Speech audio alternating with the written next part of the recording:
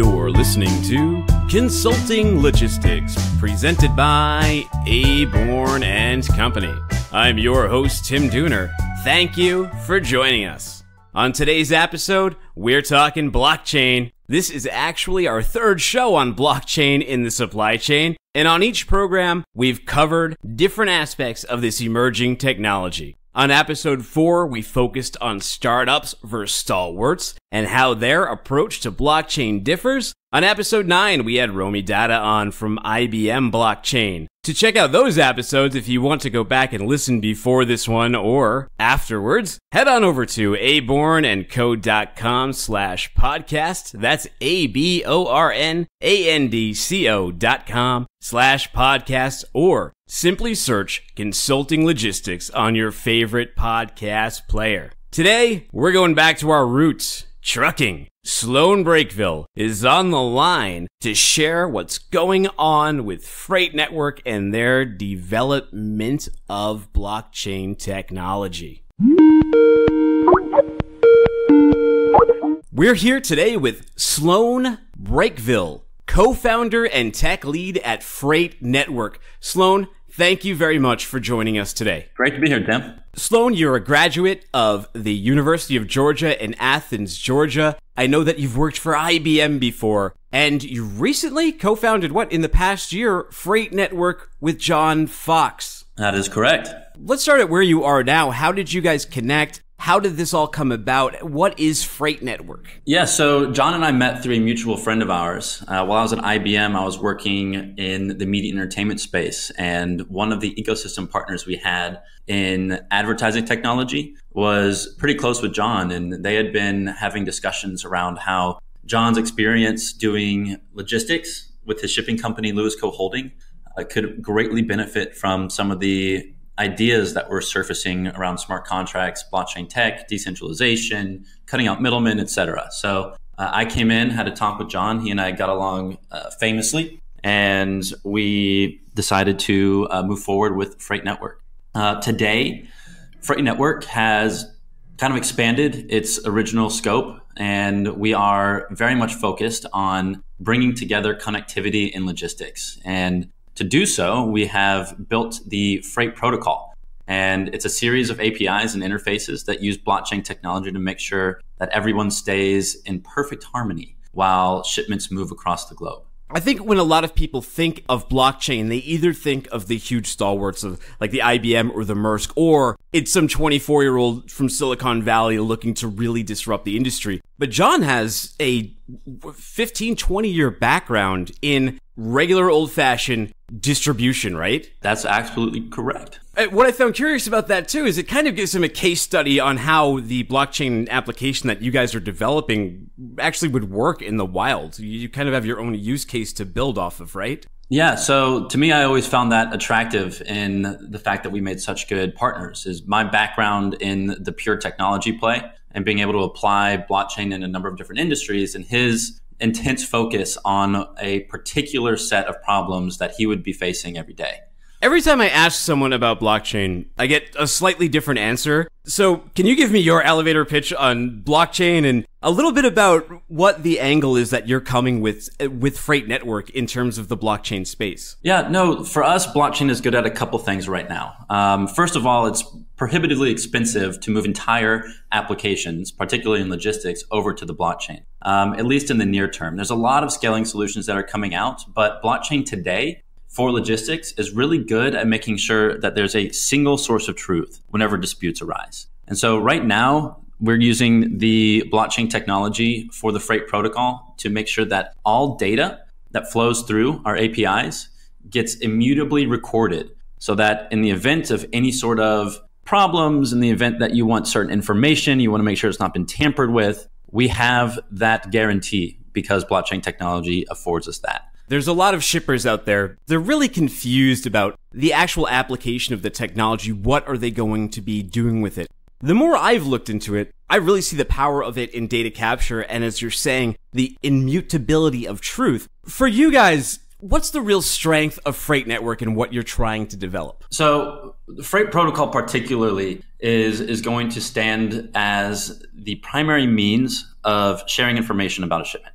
And so when something leaves a warehouse, gets put onto a truck, and begins its journey, sometimes just down the road, but sometimes across the world, the information related to that shipment and the people that need to see that information can rest assured that if one party uploads that to the blockchain and there's smart contracts in place that allow access to that data, you're going to have a much better experience keeping up with kind of the day-to-day, moment-by-moment transactions that are necessary to do your jobs. When you say smart contract, for listeners who may not be familiar with the term, what does that mean in terms of blockchain? What is a smart contract? No, that's a great question. When I was at IBM, we always had to call it chain code, which I think is a more accurate term, but the public doesn't really rally behind that quite as much.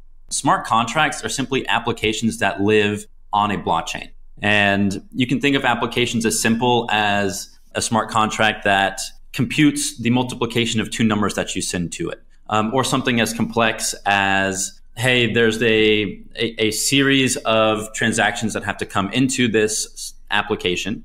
Those transactions include the current time, the current date, the weather, and the score of the Knicks game. And once all that information is put into the smart contract, a series of triggers take place that release money to, say, a betting pool who bet against the Knicks, for example. So you can set up very simple smart contracts, or you can make very complex smart contracts. But the point is, it's just code that lives on a blockchain and is executed by all the nodes in a way that guarantees the data gets kind of agreed upon and the computations are done in the same way.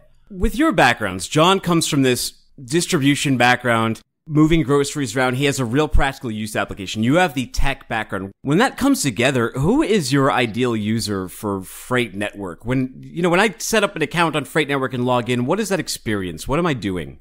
So effectively what you're doing is you're trying to solve a problem where you are doing probably a lot of communication back and forth with a number of different parties. For example, you are a asset-based carrier, say like a trucking company here in the US. The information about a shipment that you have in your trailer is being queried by a lot of different people on a regular basis. Whether it's Walmart who wants to know where it's at, a consignee, maybe it's shipping from Walmart to another warehouse, and the warehouse owner wants to make sure that it's arriving on time and on schedule. There's a pretty straightforward amount of information that you're going to be sharing. And today, in order to share that electronically, a lot of people use electronic data interchange, or EDI. And it's very expensive to set up and maintain EDI infrastructure. And so one of the big use cases of the Fr8 protocol is to transition away from the old methods of using EDI and into one that uses blockchain and APIs to make sure that that information is still shared well. There's a number of other use cases, but I'll pause there. The other misconception that we often hear about blockchain that always comes up is because since it's so tethered to Bitcoin, the technology is, many people think that you have to use Bitcoin to move their freight along the blockchain, and they get confused. Does Fr8 Network use any type of cryptocurrency? Do you need to use cryptocurrency to use your system? Does one have anything to do with the other in your case? No, absolutely.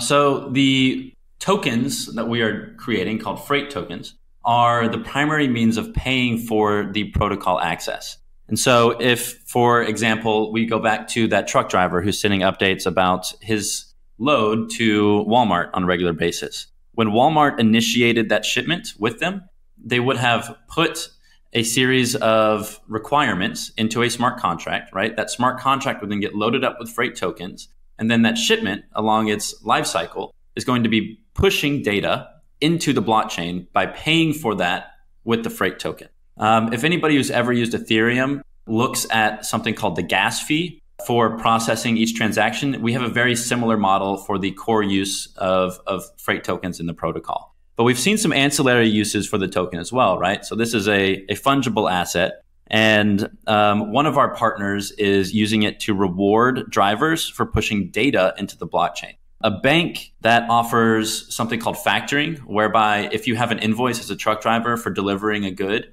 and you want to get paid before that invoice's due date, you go knocking on a door that offers you something called a factoring service. And right now, factoring services charge anywhere from 2 to 5% of that invoice's value in order to settle. However, a company has come up with an idea whereby giving the necessary data to make sure that the invoice is very low risk to a bank through a blockchain offers a significantly lower rate. We're talking between 0.5% and 1% as opposed to the usual 2 to 5. So the impacts are pretty significant. And in order to encourage the data that is necessary to get those kinds of rates uploaded into that blockchain, the company in question is paying the drivers in Fr8 token to do so. So the use of Fr8 tokens are manifold. In the core protocol, it's for writing data, but at the application level, there's all sorts of cool ideas that are surfacing. So my follow-up question to that is then, since we've seen, Bitcoin always in the news, it's been up and down. It's, up to $21,000 or wherever it was, down to 7,000. Huge transitions in there. Traditionally, if I'm paying for, a trucking shipment, let's say it's $1,200, I'm paying in $1,200 in US currency, a relatively stable currency, and the $1,200 I am invoiced for today is going to most likely be worth $1,200 10 days from now or whenever my shipment arrives. In terms of Fr8 tokens, does your currency have those same type of swings? Is that a concern that shippers may have, that something that's, for Fr8 tokens today could now be valued at a substantially different number down the road? Yeah, so I would encourage you not to think of Fr8 tokens as a medium of exchange in that way. Think of it as utility for paying for services at the protocol level or, for ancillary services at the application level. And when you look at Bitcoin, and the use cases of Bitcoin to be used as a way of paying for your goods and services, we don't really see the Fr8 token as as a great example of that medium of exchange type functionality. And so when we try and compare that to how tokens and how payments are going to be processed for a shipment, we'll be looking at payment services like Stripe, for example, or Circle, or one of these API-based payment processors, and using those as the main way to get truckers paid for their services once they use the Fr8 protocol for data sharing. So there's a separation of the token from not being used as the primary means of settling payment. Of course, it's possible. If anybody wants to get paid in Fr8 token, they're welcome to do so. But the use of Fr8 token isn't predicated on the idea of it being a medium of exchange. Great. So I like what I hear. I'm a shipper. I want to start using your platform. I set up an account, and what goes on from there? What's the process? So when you sign up to use the Fr8 protocol, it's going to be through your traditional API type access flow and user experience. That involves making a request for API keys and then establishing some kind of account whereby you get to inform the rest of the network what the private keys are that represent you in the protocol itself. And so once you've done that, you can then set up either internally or use an application that is going to be built to upload a shipment and the necessary smart contracts into the blockchain, associate that to a record off-chain, and then begin sending data to the APIs that you're now accessing. Once you send it, that information is locked away and can be then shared with the necessary parties in that shipment that you have listed in the smart contracts on the blockchain. So the user experience is very similar to just connecting your existing systems into a new API. But the power that you get as a result of that is pretty profound. And the ability to share data amongst the necessary counterparties hasn't been done yet. So the protocol itself is going to show a lot of value pretty quickly to people who want to sign up. Speaking of users and the user experience, who is your ideal user? Who do you think can benefit the most from using the Fr8 Network platform as it is? Truly the entire industry stands to gain. The research that we've done has screamed at us a need for a set of standards around communication. Right now, EDI is a dominant platform for that. And it's just really dropping the ball. It's 40-year-old technology. It's not made for cheap, inexpensive exchange of information that we see APIs providing a service for today. And the need for an understanding of how to share data in a context that doesn't expose information that shippers and carriers and insurance providers and banks and steamship lines, not exposing data that they don't want shared to the wrong people, is really hard to do. And so what we've set up is a means to do that thanks to this brand new technology called blockchain. In gaming, there's a term called edge players. People who play the game not as the developer or the code intended, but they often discover areas of improvement and develop new avenues of play. Who do you see as the edge players on your platform? What do you hope to discover from some of your users? Yeah, so the protocol itself has a pretty straightforward and basic set of features. And what you can do on top of that has yet to really be explored. And so one of the areas that I brought up before around paying drivers to put data into the blockchain, that's sort of like an application level use of the protocol. And so as we expand out the use cases that touch it, beyond maybe just track and trace, whereby the data necessary to trace a product from its destination all the way back to its origin, what you do with that on the analytics side, on the data visualization side, on the optimization side, is really up for grabs. And we're going to see a lot of, as you call it, edge players coming in and saying, look, if you give me access to the data that you've uploaded to the Fr8 protocol, I can improve the optimization of your fleet by 10%.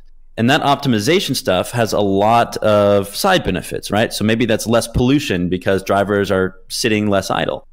Maybe that's more money in the pockets of the carriers and the organizations that have to price their services based on the amount of actual shipping that they're doing as opposed to waiting around. And so, the ancillary benefits are still being uncovered, but the edge cases are pretty profound when you look at something as straightforward as having the data available and shared. Freight is such a simple yet wonderfully complex thing. You're getting things from point A to point B, but there's a million moving parts along the way. So how do you guys foresee your customers going in and having their partners start to, use the blockchain along with them to make these entries into it and do that type of market education and training? So we're trying to make it as easy as possible to use the Fr8 protocol. We described before the user experience of just simply hitting an API and getting access to it in a way that you would be very comfortable and familiar with already. And so bringing partners on board is simply a matter of the customers and clients and partners of the Fr8 Network sitting down and saying, look, we see an opportunity here if we all agree to participate to get a full end-to-end view of a shipment lifecycle. And what we can do with that, as we talked about before, is still to be uncovered, but the information that we get to glean and the reduction in the amount of paperwork and the amount of administrative processes is pretty profound. And we're going to see a lot of people coming on board and saying, look, we get to have all these benefits. Look who else is benefiting from using the Fr8 protocol. We kind of want to get in on that. And that almost organic type marketing is something we're really seeing as a big game changer. You bring up some of the deliverables that blockchain promises there. And the big question we would probably get from somebody trying to use this system is, what's the value proposition? What do you see as the overall value proposition, or have you done any use case studies on it yet? What kind of benefits are your users pulling out of the system? That kind of thing. Yeah, so I think it's pretty easy to describe some of the communication challenges in logistics. If anybody's ever moved a set of goods from overseas to the US, you realize how many different entities it has to go through. The manufacturer itself has to package it up, and either they use their own carrier or a owner operator to move those goods from the warehouse to the next destination, like the port, for example. At the port, there's all sorts of people, a whole community of counterparties that have to get involved there, whether it's the drayage operators, the customs authorities, the terminal operators, and then the steamship lines, all working in sync, communicating on a regular basis to make sure that that container of goods gets put onto the right ship in the right location and everybody knows where it is, so that when it arrives at the port of call, it can get taken off, it can be tracked in the port there, picked up by another drayage provider, and moved to the next destination. So just moving something from a manufacturer to the location onshore of the actual consignee and the destination requires probably like up to 300 different transactions. And so the Fr8 protocol comes in and says, instead of repeating all this information, sometimes dozens of times, to 6 different people who care about that information, why don't you put it in one place, let everybody access it at their own leisure whenever they need it, and instead of sending phone calls and faxes and EDI messages back and forth, just go to one source of truth, one well of information, and drink from there. that's kind of the big value prop that we're bringing forward right now. Being a part of a movement like blockchain, super exciting, right? Powerful new technology. You're probably learning new things every day about yourself and about code. But I also know that Fr8 Network is involved in the BITA, the Blockchain in Trucking Alliance. Have you been to any of those meetings? What's the industry like on blockchain? We've talked to a few different organizations like IBM, but it seems like everybody has a slightly different take. So how close are we to some standards being developed? I still think we're a little ways off for standards to get adopted.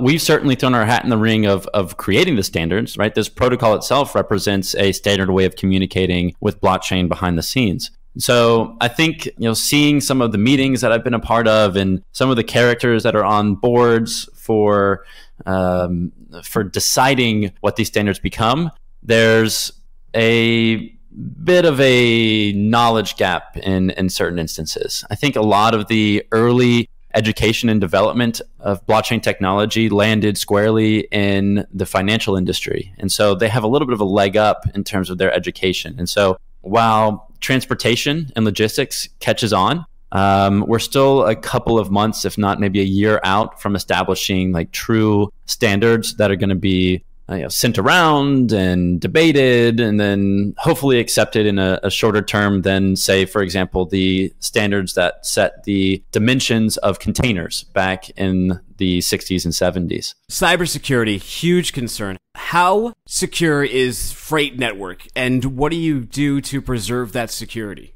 Yeah, no, great question. So what we make sure of is that public data is not put in a place that has not been tested by the most rigorous security standards to make sure that anything that is uploaded to the Fr8 protocol is going to get locked away. Right now, the combination of our protocol by using traditional cloud services like AWS plus blockchain technology gives us kind of a unique value proposition in that the data that you need shared is not stored directly in the blockchain, but instead a fingerprint of it is through what's called a hash. The data that you need access to is put through the very secure, very well tested, and very highly scalable AWS platforms and locked away behind, of course, the industry standard cryptography. And all data at rest is hashed with AES 256-bit encryption, and the keys are managed in a very secure way. So anybody who has doubts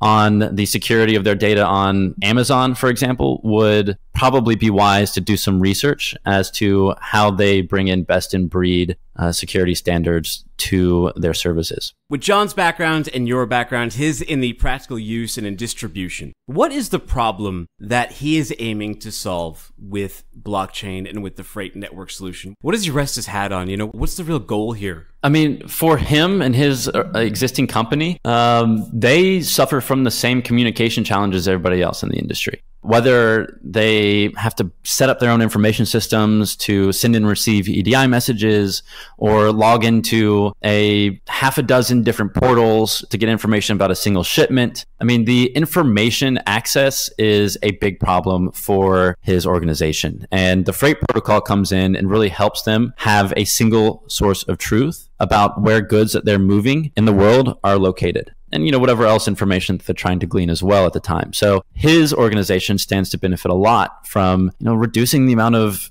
emails and phone calls that go back and forth and time that is wasted when confusion arises. No, I agree. There's way too many logins and too many buckets and too much miscommunication in this industry. The time is ripe for a solution like blockchain to come on board, especially as shippers get more responsible about thinking about their data and their data capture and what can be used there to leverage their own savings beyond just blockchain. The knowledge that they can pull from there is where the real savings could likely be achieved. How can our listeners learn more about Fr8 Network, and how can they find out about you? Yeah, so as most blockchain companies, we are all over the internet. We've got Instagram, YouTube, but most of our communication flows through Telegram. So t.me/Fr8 Network is where you can talk to us, you can reach out to the admins, and you can get all the information about what's happening at Fr8 Network there. And that is, again, just so they don't type in the word freight, right? It's FR8 Network, correct? That's correct. Thanks, Tim. And the website as well? That's FR8.network is our homepage. Fr8 Network. Correct. So if you want to reach them, again, their regular homepage is Fr8 Network. That's FR8.network. Sloane, thank you so much for your time today. It was a pleasure learning more about blockchain. It seems like you guys are doing some great work over there at Fr8 Network. Best of luck as you continue to develop and deploy. Tim, the pleasure was all mine. Thanks for your interest in our project. Well, that was Sloane Brakeville from Fr8 Network. Not gonna lie, a little bit of that tech talk did go over my head, but from what I did pull down, it seems like they're on to some really exciting breakthroughs.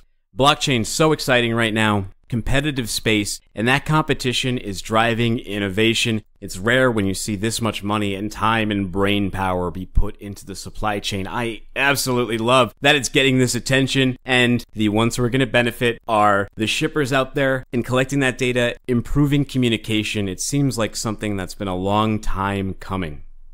This has been Consulting Logistics, presented by Aborn and Company. For this episode and all of our previous episodes, please visit abornandco.com/podcast or simply search Consulting Logistics on your favorite podcast player. As mentioned at the top, if you want to learn even more about blockchain, complete the trilogy and listen to episode 4 and 9. Concerned about elevated supply chain costs in this tough transportation market? Visit abornandco.com to set up a complimentary consultation with one of our freight managed solution experts and learn how we have successfully negotiated over $5 billion in client freight expenses. If you have any questions, comments, requests, critiques, and guest bookings, you can email me at tdooner@abornandco.com. That's TDOONER@abornandco.com. That's it until next week. I'm Tim Dooner for Consulting Logistics, saying take care and happy shipping.